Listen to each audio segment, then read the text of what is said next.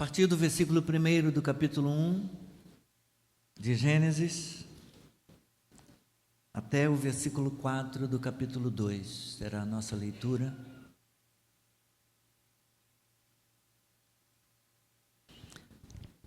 No princípio, Deus criou os céus e a terra. A terra era sem forma e vazia, havia trevas sobre a face do abismo, e o Espírito de Deus se movia sobre as águas. Então Deus disse: haja luz, e houve luz. E Deus viu que a luz era boa, e fez separação entre a luz e as trevas. Deus chamou a luz dia, e chamou as trevas noite. Houve tarde e manhã, o primeiro dia. E Deus disse: haja um firmamento no meio das águas, e separação entre águas e águas. E Deus fez o firmamento e a separação entre as águas debaixo do firmamento e as águas acima do firmamento. E assim aconteceu. E Deus chamou ao firmamento céus. Houve tarde e manhã, o segundo dia. E Deus disse: ajuntem-se as águas debaixo dos céus num só lugar, e apareça a porção seca. E assim aconteceu. Deus chamou a porção seca e ao ajuntamento de águas chamou mares. Deus chamou a porção seca terra, e ao ajuntamento de águas chamou mares. E Deus viu que isso era bom. E Deus disse: que a terra produza relva, ervas que deem semente e árvores frutíferas que deem fruto segundo a sua espécie, cuja semente esteja no fruto sobre a terra. E assim aconteceu. E a terra produziu relva, ervas que davam semente segundo a sua espécie, e árvores que davam fruto, cuja semente estava nele, conforme a sua espécie. E Deus viu que isso era bom. Houve tarde e manhã, o terceiro dia. E Deus disse: que haja luzeiros no firmamento dos céus, para fazerem separação entre o dia e a noite, e sejam eles para sinais, para estações, para dias e anos, e sirvam de luzeiros no firmamento dos céus, para iluminar a terra. E assim aconteceu. Deus fez os grandes luzeiros, o maior para governar o dia e o menor para governar a noite, e fez também as estrelas. E os colocou no firmamento dos céus para iluminarem a terra, para governarem o dia e a noite, e fazerem separação entre a luz e as trevas. E Deus viu que isso era bom. Houve tarde e manhã, o quarto dia. E Deus disse: que as águas sejam povoadas de enxames de seres vivos, e as aves voem sobre a terra, sob o firmamento dos céus. Assim Deus criou as grandes criaturas marinhas e todos os seres vivos que se movem, os quais povoam as águas segundo as suas espécies, e todas as aves segundo as suas espécies. E Deus viu que isso era bom. E Deus os abençoou, dizendo: sejam fecundos, multipliquem-se e encham as águas dos mares, e na terra se multipliquem as aves. E houve tarde e manhã, o quinto dia. E Deus disse: que a terra produza seres vivos, conforme a sua espécie, animais domésticos, animais que rastejam e animais selvagens, segundo a sua espécie. E assim aconteceu. E Deus fez os animais selvagens, segundo a sua espécie, e os animais domésticos, conforme a sua espécie, e todos os animais que rastejam sobre a terra, segundo a sua espécie. E Deus viu que isso era bom. E Deus disse: façamos o ser humano à nossa imagem, conforme a nossa semelhança, tenha ele domínio sobre os peixes do mar, sobre as aves dos céus, sobre os animais domésticos, sobre toda a terra e sobre todos os animais que rastejam pela terra. Assim Deus criou o ser humano à sua imagem. A imagem de Deus o criou. Homem e mulher os criou. E Deus os abençoou e lhes disse: sejam fecundos, multipliquem-se, encham a terra e sujeitem-na.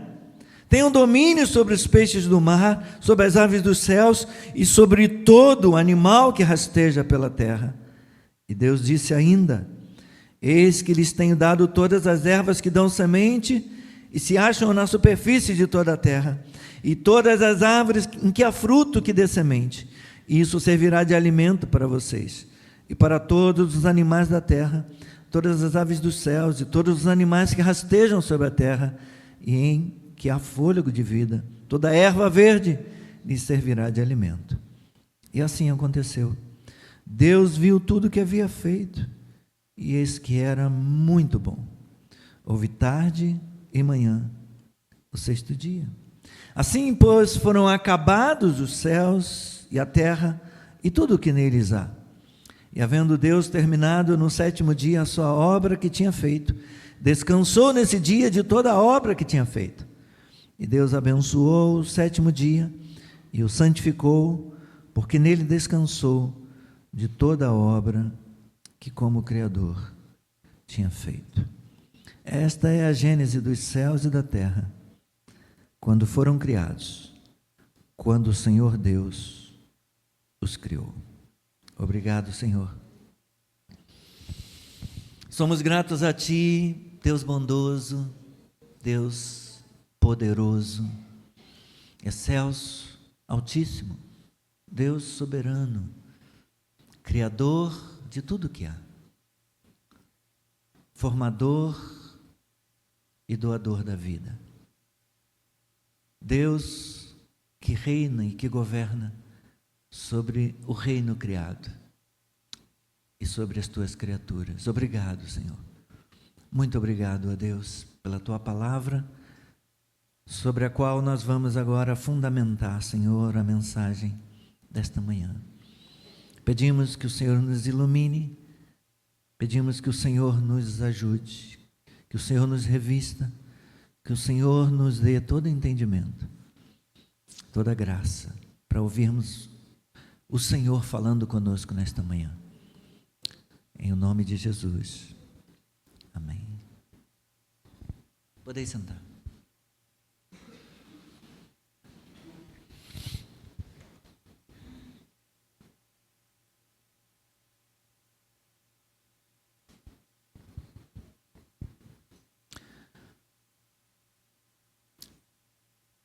Nós vemos a obra progressiva de Deus, desde a criação até a redenção, até a consumação de todas as coisas. Nós vemos Deus criando, determinando, estabelecendo tudo intencionalmente, de modo progressivo. O Estênio Márcios, um compositor que também é pastor reformado, ele compôs uma música chamada Tapeceiro, e nesta música ele fala da obra de tapeçaria desse grande tapeceiro, ilustrando a obra da criação, ou a obra da redenção, ou ilustrando a nossa vida. Nossa vida pode ser comparada a uma obra de tapeçaria. Deus sabe o fim desde o começo. A obra da criação, a obra da redenção, Deus sabe o fim, Deus desde o começo. O Deus que é todo-poderoso, o Deus que é soberano e onisciente, Ele sabe o fim de tudo, antes de tudo.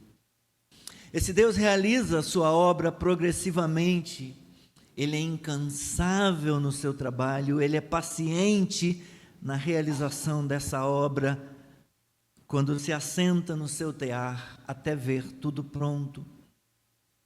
Na história bíblica, Deus vai revelando o seu propósito por etapas, Deus vai revelando o seu propósito em progressão até a conclusão, até o desfecho daquilo que Ele idealizou, daquilo que Ele planejou. Um bom exemplo disso, nós também, que pode nos ajudar a compreender melhor o que eu estou falando, é o desenvolvimento de uma árvore, do plantio da semente até se tornar uma árvore. Eu falei há algum tempo a respeito do exemplo das palmeiras. E segundo a Sociedade Internacional de Palmeiras, existe no Horto Florestal de Rio Claro, no interior paulista,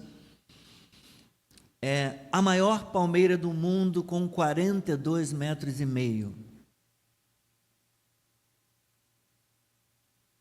Mas essa palmeira, ela não atingiu essa altura da noite para o dia.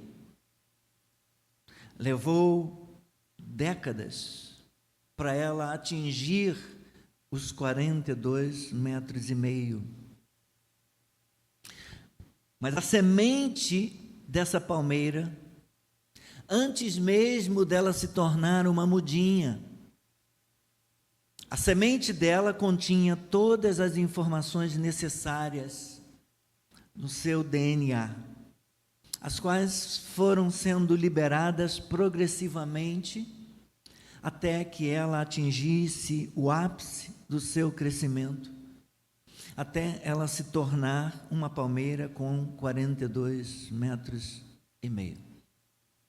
Assim também, no plano divino do estabelecimento do reino e da redenção, as sementes com o DNA da revelação já estavam liberadas desde o início da criação, desde Gênesis capítulo 1 e 2.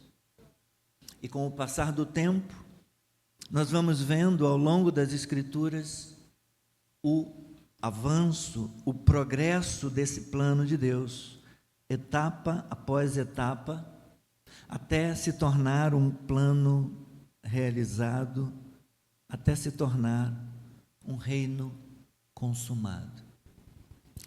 Começaremos hoje uma série de mensagens baseadas em Gênesis sobre o estabelecimento do reino de Deus. E o primeiro ato no estabelecimento do reino de Deus é a criação. O primeiro ato de Deus no estabelecimento do seu reino é a criação.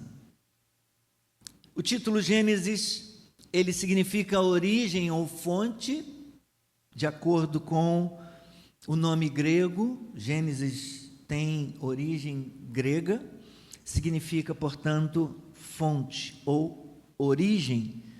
O título hebraico é no princípio, e ambos os títulos apontam para o tema do livro, porque descreve as origens do universo, as origens do mundo, da humanidade, as origens das instituições humanas, como o casamento, por exemplo, vemos ordenado, instituído aqui no princípio, a origem das nações e, acima de tudo, a origem do povo de Israel.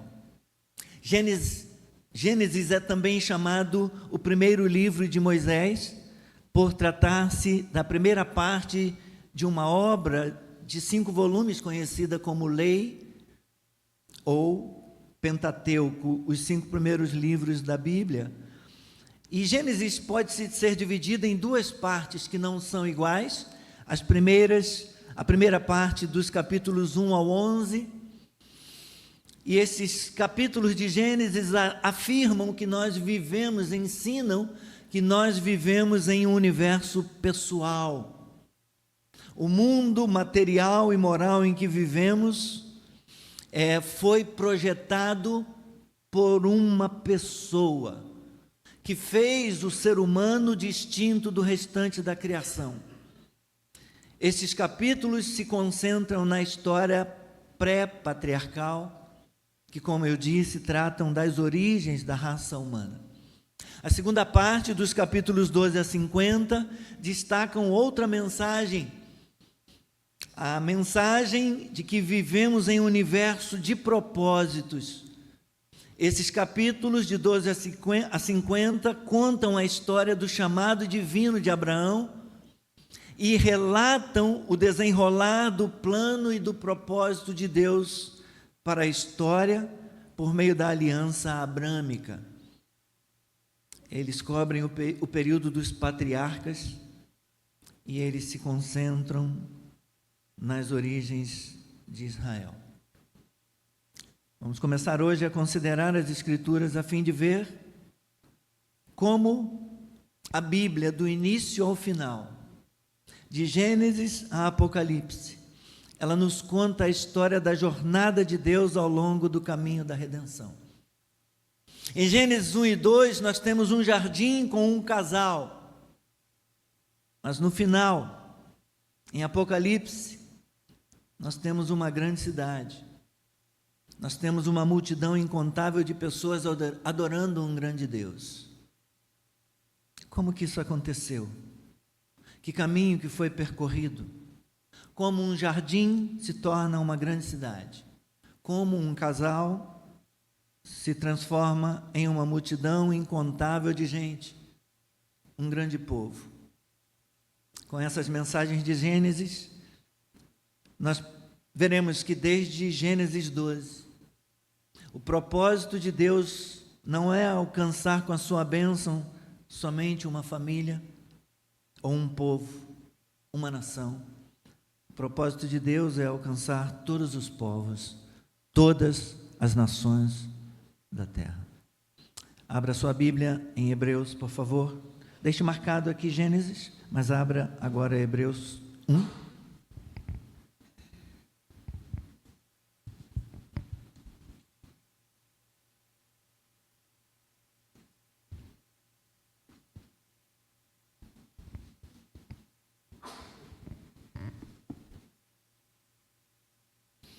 Hebreus capítulo 1, versículos 1 a 4, diz a palavra: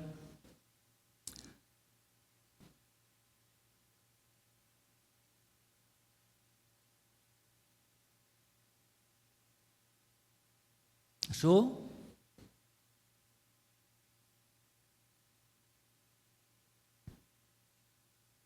Antigamente Deus falou muitas vezes e de muitas maneiras aos pais pelos profetas, mas nestes últimos dias nos falou pelo Filho, a quem constituiu o herdeiro de todas as coisas e pelo qual também fez o universo.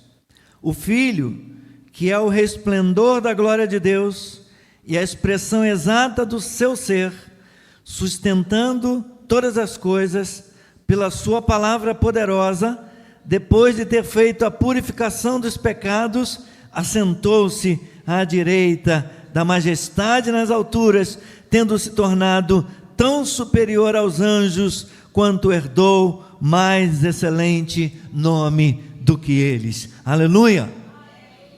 Bendita seja a palavra do Senhor. O escritor aos Hebreus falando do Filho, o escritor aos Hebreus falando daquele que é a imagem perfeita, a imagem exata da pessoa de Deus, ele que é Deus vindo de Deus, ele que é Deus conosco, ele é o Deus que fez o universo. Deus formou todas as coisas, Deus criou o universo através dele. Aprendemos, irmãos, além disso que acabei de dizer, aprendemos com esse texto, que nós devemos estudar a Bíblia como um todo harmonioso. O que o escritor aos Hebreus nos ensina aqui, é que Deus falou, ele diz antigamente Deus falou, ele está se referindo aqui ao Antigo Testamento. Deus falou no passado, Deus falou aos pais da raça humana, Deus falou aos patriarcas, Deus falou à humanidade ali pré-patriarcal, Deus falou com eles, Deus falou aos patriarcas, Deus falou aos profetas, Deus falou antigamente no Antigo Testamento, e nestes últimos dias Ele também nos falou, uma referência ao Novo Testamento, Ele nos falou pelo Filho, a quem constituiu como o herdeiro de toda a criação, o herdeiro de todas as coisas criadas, e pelo qual também fez o universo. Deus falou outrora, Deus falou antigamente, Ele continuou falando através do Filho, Jesus Cristo, de modo perfeito e definitivo. A Bíblia, portanto, nos ensina que por toda a história bíblica, desde o início, no período antes dos patriarcas, passando pelos patriarcas e através dos profetas no Antigo Testamento, até os apóstolos, testemunhas do Filho de Deus no Novo Testamento, Deus falou, e a Bíblia ensina que há um único Deus que está falando por toda essa história, por toda essa narrativa. Há um Deus pessoal. Há um Deus com propósitos, um Deus que criou todas as coisas com um propósito, com intenção. A Bíblia é uma mensagem única, uma única revelação. Existe um fio condutor, como veremos, e como temos aprendido e ensinado nas nossas pregações. Há um único fio condutor que une todas as personagens, todos os eventos, todas as narrativas, todos os livros da Bíblia, todas as gerações do povo de Deus, apontando tudo e apontando a todos para o Filho, aquele que é a revelação do Senhor, a expressão exata do ser de Deus, Jesus Cristo, que veio ao mundo para cumprir a sua missão de salvar, de fazer a purificação dos pecados e salvar os pecadores, e depois ser exaltado como Rei dos Reis, à destra de Deus nos céus. É isso que nos revela o escritor aos Hebreus, isso que nos dizem os versículos de Hebreus, capítulo 1, versículos 1 a 4. Então voltemos, por favor, para Gênesis.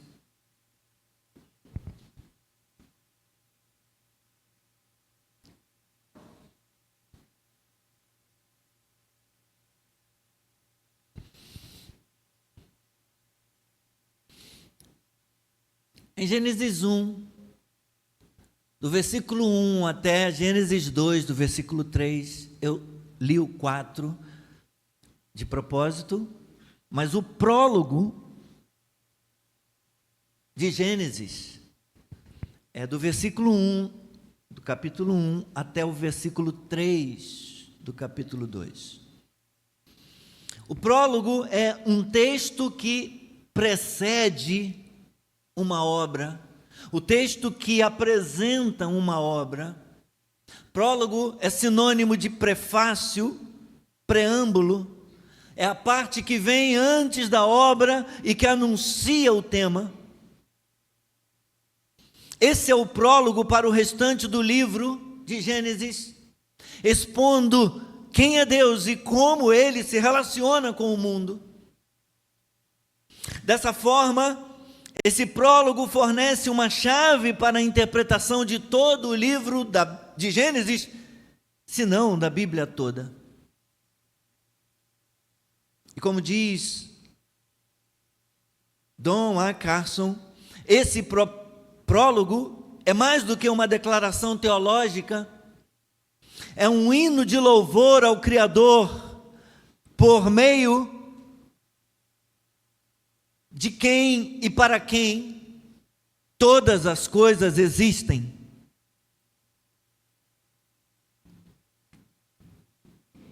No princípio, Deus criou os céus e a terra. Deus é o primeiro sujeito de Gênesis. Deus é o primeiro sujeito da Bíblia. E ao iniciar, eu quero fazer duas afirmações a respeito desse Deus, que é o sujeito de Gênesis e da Bíblia. Ele é majestoso, Ele é digno de veneração e Ele é único. Deus é majestoso e Deus é exclusivo.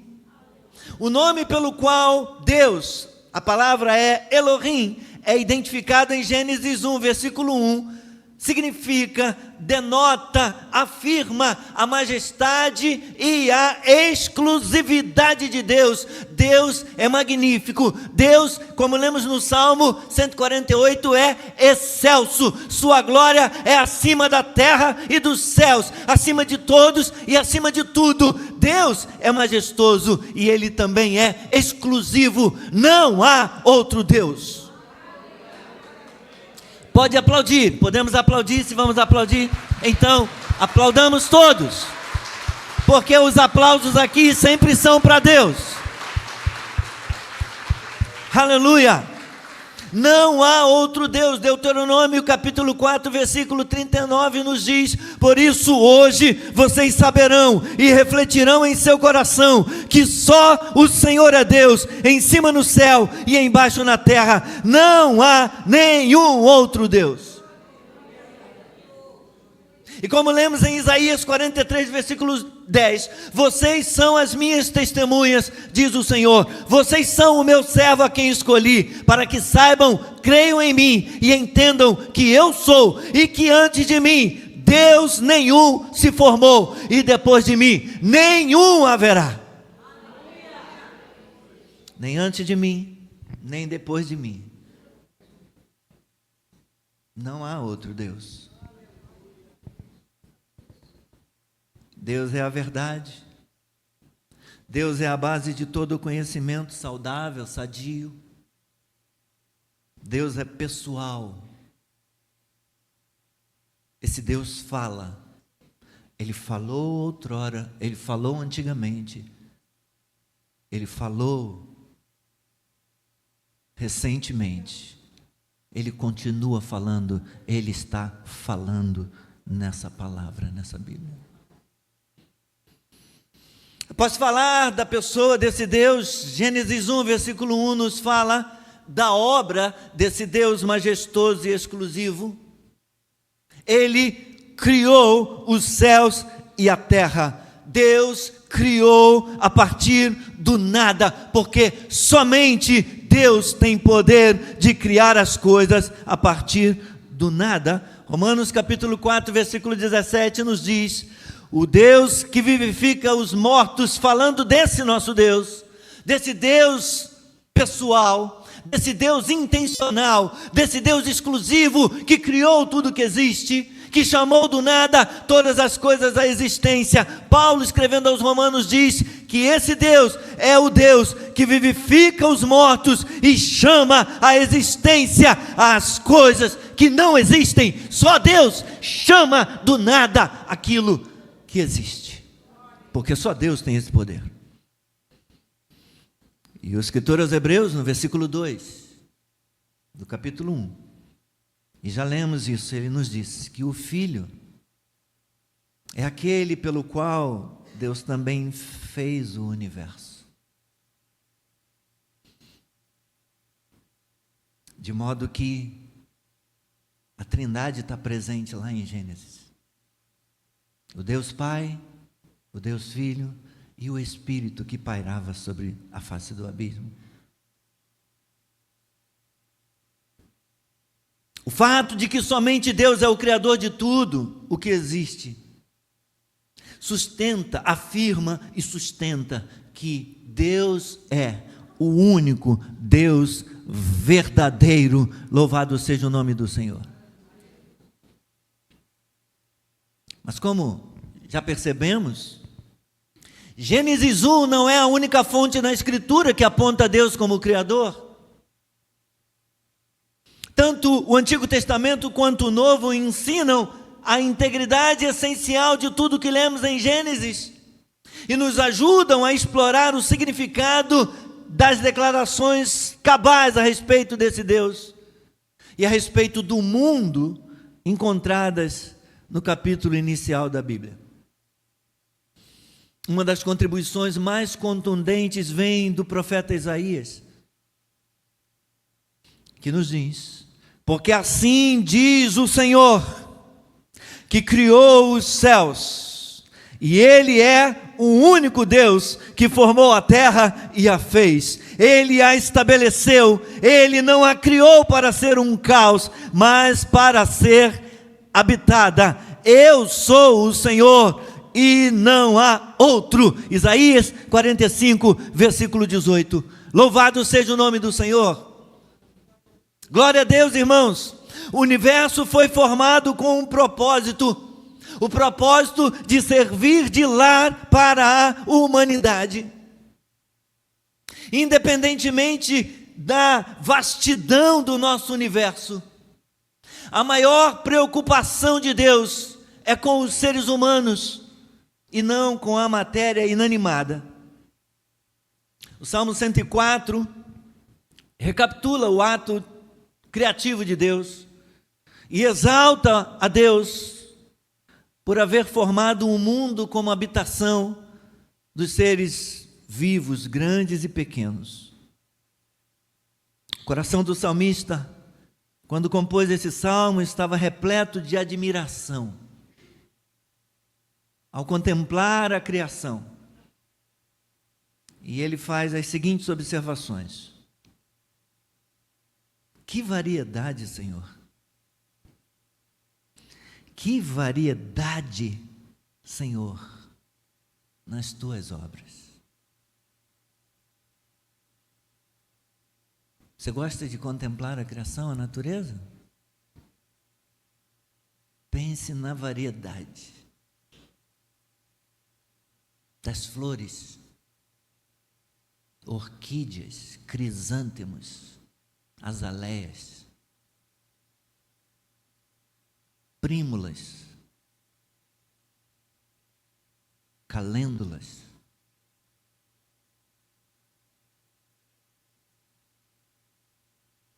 gérberas. Pense nas árvores, maçaranduba, jacarandá, ipês.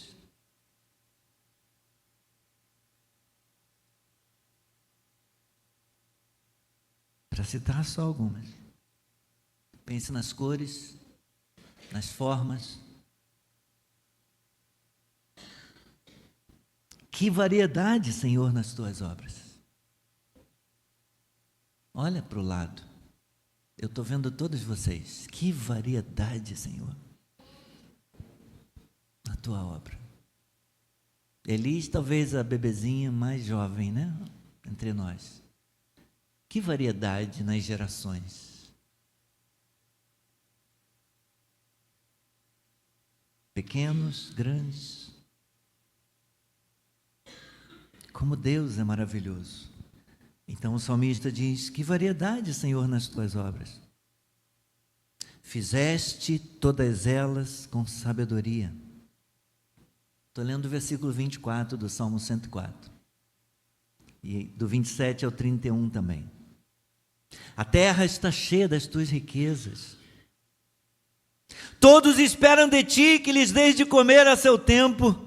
Se lhes dás, eles o recolhem. Se abres a mão, eles se fartam de bens. Se escondes o rosto, eles se perturbam. Se lhes cortas a respiração, morrem e voltam ao pó. Envias o teu espírito, eles são curados. E assim renovas a face da terra. Que a glória do Senhor dure para sempre. Exulte o Senhor por suas obras. Deus se exulta na obra da sua criação. Deus se alegra com tudo que Ele criou. Ele também se encanta com a variedade e com a beleza das obras que Ele fez. Não só quem observa se encanta, né? O artista também começa lá a sua tela. No final ele vê a obra completa e ele diz: não é que ficou bonito?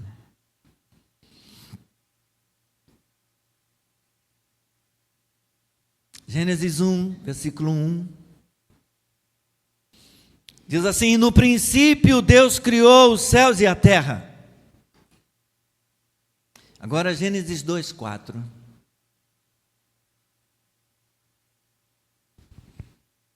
Diz assim: esta é a gênese dos céus e da terra, quando foram criados.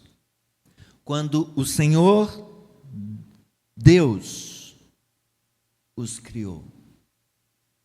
O que une esses dois versículos, Gênesis 1, versículo 1 e Gênesis 2, versículo 4. Eles tratam da Gênese, ou seja, eles tratam da origem, eles tratam da fonte, do princípio da criação por Deus, de tudo o que existe, os céus e a terra, os habitantes, o habitar e os habitantes. Quem foi o autor dessa obra criadora? Gênesis 1 diz: Deus criou. A palavra é Elohim. Deus criou os céus e a terra e tudo o mais que vem a seguir no texto. Gênesis 2:4 tem uma pequena variação, diz: o Senhor Deus criou os céus e a terra e a raça humana, conforme segue no restante da criação. Então, em Gênesis 1:1 nós temos Elohim, Deus criou.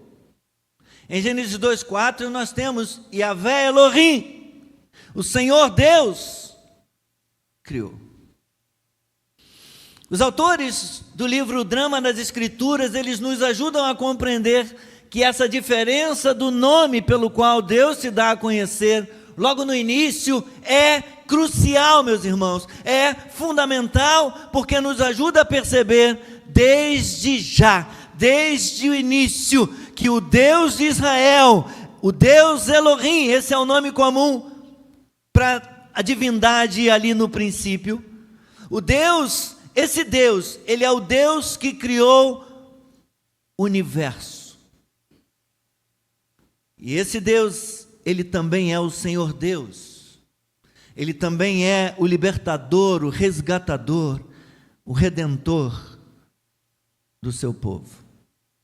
É importante que essa distinção seja afirmada desde o início, logo aqui em Gênesis, no princípio, porque mostra que quando se fala do Deus de Israel, nós estamos falando não de uma divindadezinha, não de um Deus diminuto, não de um ídolo, não de uma divindade qualquer, nós estamos falando de um Deus específico, o Deus que criou tudo o que existe, mas o Deus que também agiu com o seu braço poderoso em favor do resgate, em favor da redenção de um povo, o seu povo escolhido.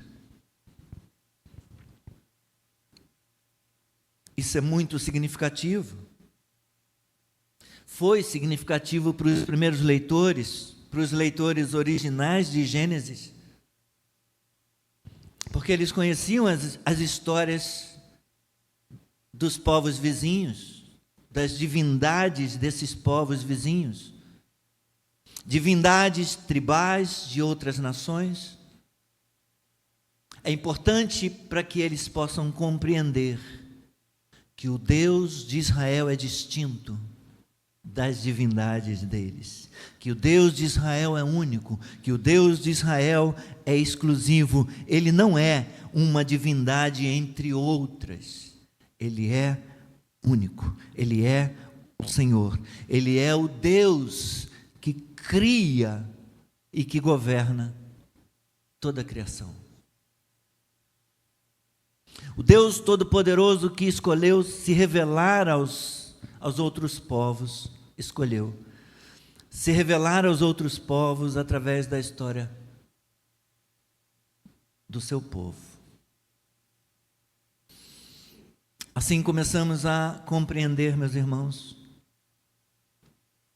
através dessa história, dessa narrativa, do drama das Escrituras, começamos a entender, a conhecer quem criou esse mundo, quem está por trás de tudo que existe, por trás da história desse mundo, quem governa e sustenta esse mundo do início ao fim e estabelece o seu reino, e estabelece o seu governo sobre todos, é Deus.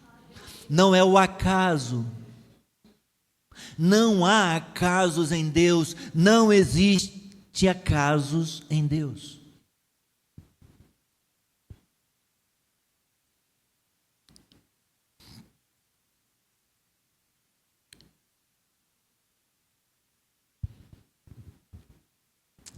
Há quem afirme que a literatura de Gênesis, no princípio, Gênesis 1 e 2, é mito.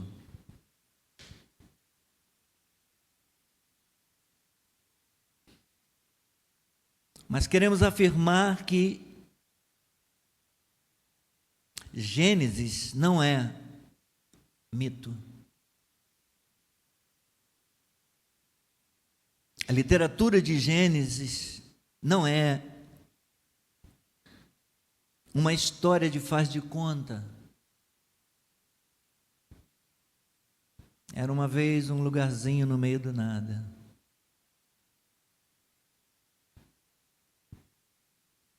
Não é isso. Gênesis 1 e 2 é literatura histórica.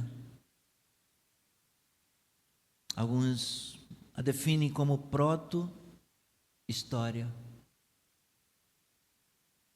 A história no seu broto, a história na sua semente.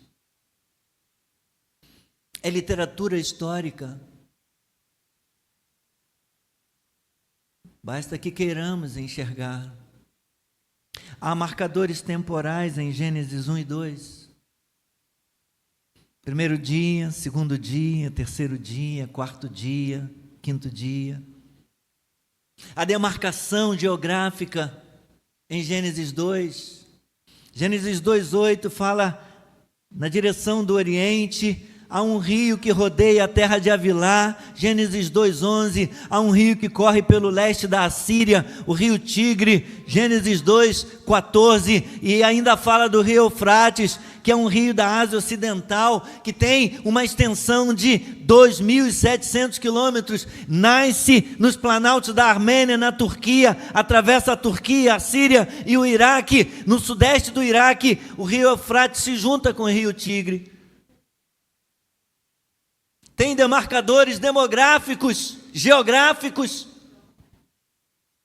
Portanto, Gênesis 1 e 2 é história real. Não podemos ler Gênesis como outro tipo de literatura que não seja histórica. Seus personagens, Adão e Eva, foram reais e são citados no Novo Testamento pelo apóstolo Paulo. Em Romanos 5, Paulo fala de Adão. Em 2 Coríntios 11:3, ele fala de Eva. Em 1 Timóteo 2:13, ele fala do casal Adão e Eva.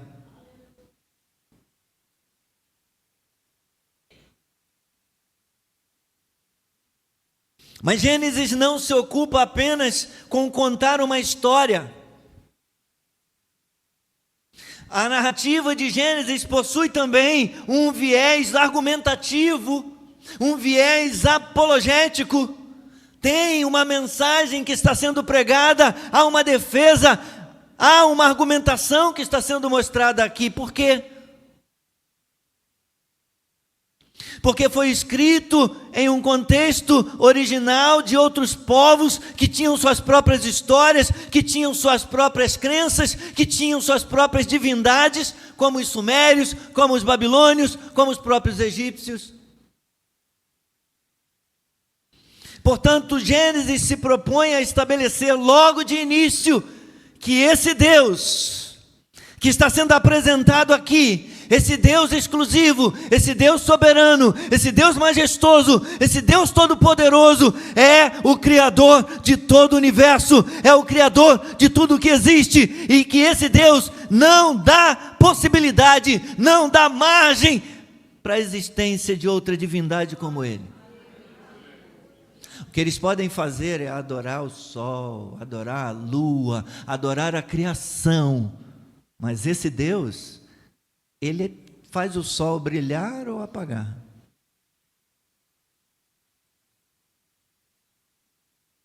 Esse Deus é o Deus que forma as estrelas e as manda brilhar. Ele é maior do que a criação. Então, falamos aqui há um tempo desses. Os egípcios adoravam o sol. E o próprio faraó acreditava que era a encarnação de Ra, o Deus Sol. E quando Deus manda as pragas sobre o Egito, Ele está condenando o faraó. E está dizendo: eu sou o Senhor, o único Senhor. Uma das pragas que Deus envia é as trevas. O dia escurece.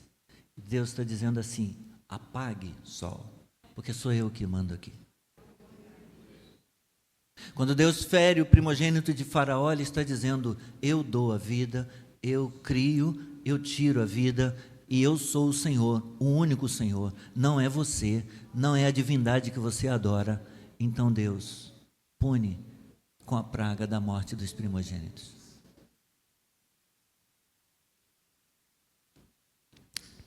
Foi Deus que criou o que existe. Ele é maior que a criação. E Ele não pode ser confundido com as criaturas. Ele é transcendente. Os homens adoram até um pedaço de pau, porque eles dizem que Deus é tudo e tudo é Deus. Isso é o panteísmo.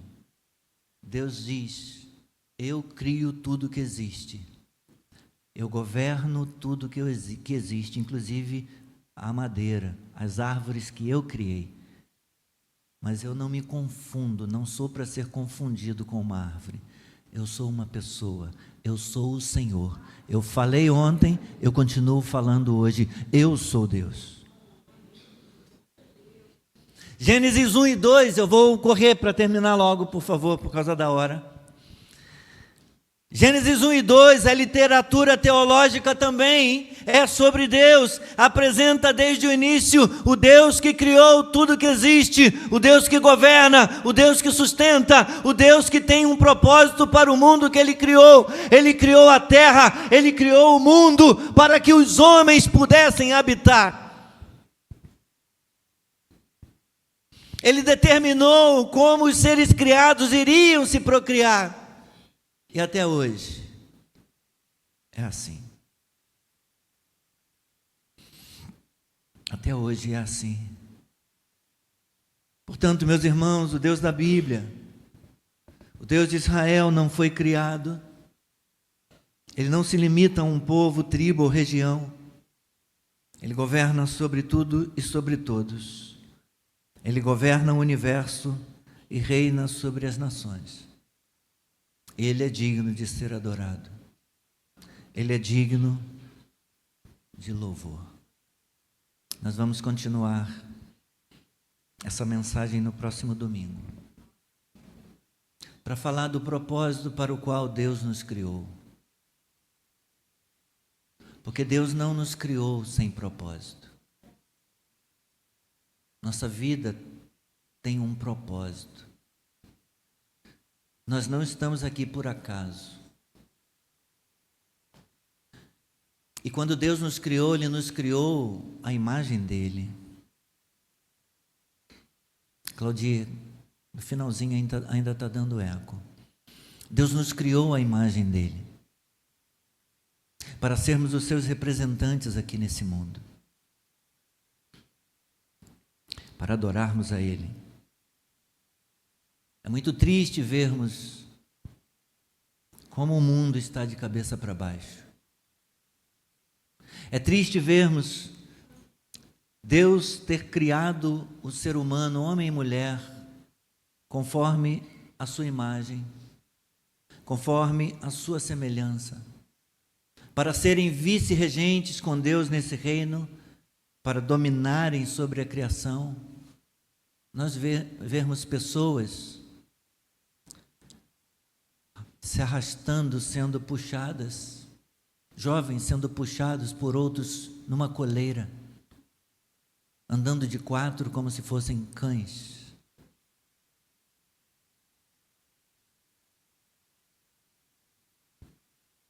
Deus não nos criou para isso.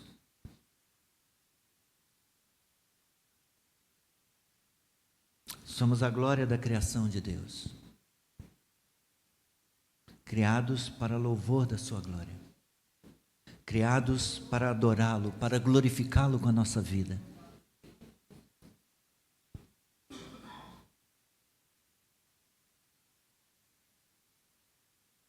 Nós lemos em Hebreus: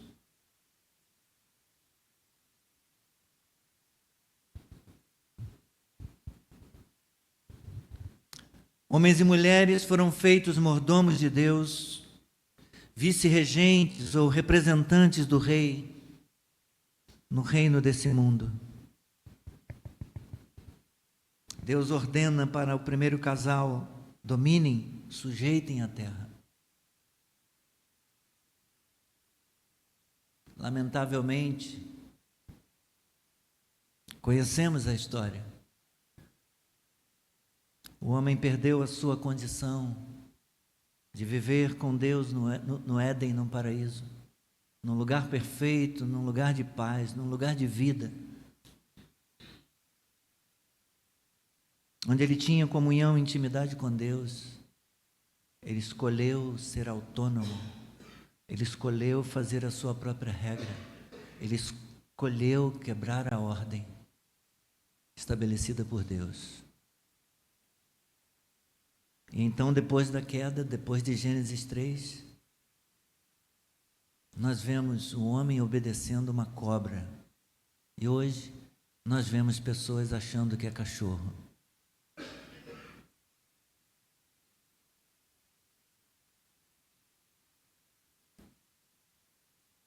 Deus colocou no nosso coração, no coração do homem, uma inclinação para a adoração, para que nós possamos adorá-lo.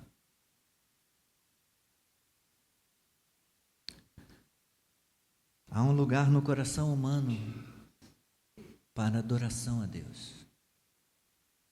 O homem tem necessidade de adorar. Mas se ele não adorar a Deus, ele vai encontrar alguma coisa para adorar.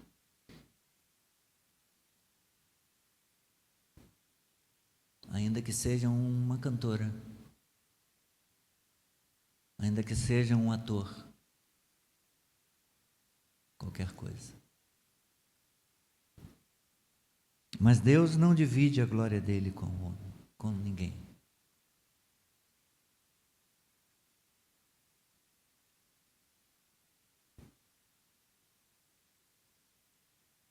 Como Criador de tudo que existe, é a Deus que nós devemos tributar honra, glória e louvor. Curvemos a nossa cabeça.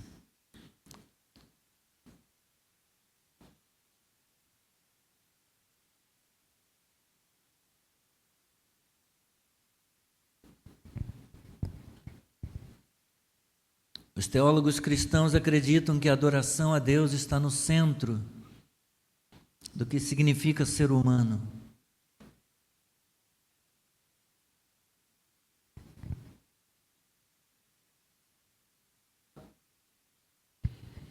Fomos criados para nos relacionarmos com Deus.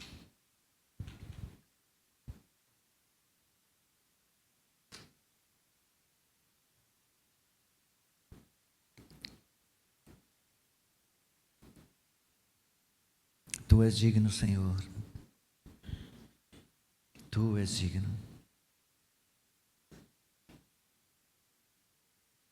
Somente Tu és digno. Somente Tu és Deus. E por isso nós estamos aqui Te louvando.